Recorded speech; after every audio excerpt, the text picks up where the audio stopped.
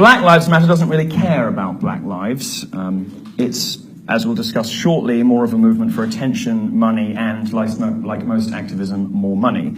To achieve these goals, they focus their energies on cases of black men killed by the police. Well, the work of criminologist Dr. Richard Johnson of the University of Toledo explains just how futile this is.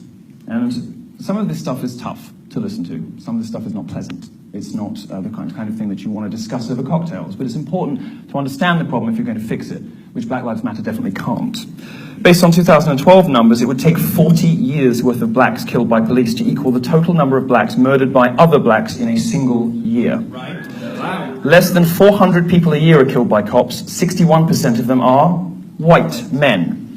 32% are black males. Black men are not killed out of proportion when you consider they're much more likely to interact with police. People are killed by police about as often as they're struck by lightning, but I don't see many protests about storms. Black males are 58% of those killed legally by private citizens in self-defense. And you think, aha, we've got you on something. Except 75% of them were killed by other blacks.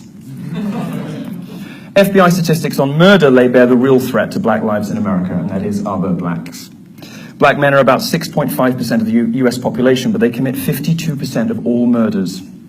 That has dipped to about 40% in recent years. Black men overwhelmingly murder other black people, and white people overwhelmingly murder other white people. So just like abuse and harassment on the internet, this isn't really a racial issue like that isn't really a gendered issue. Looking at overall violent crime, blacks are 27% more likely to attack whites than vice versa, and 8 times more likely to attack Hispanics. This is the shocking number I hope you take away from my visit.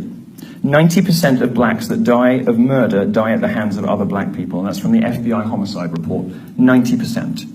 We're not here to talk about why this happens, why 74% of black children are raised without fathers per Health and Human Services, and why the government seems intent on continuing a cycle of destruction within the black community. My message is simple. Black lives don't matter to Black Lives Matter. If they did, they'd be confronting these issues instead of ignoring them completely.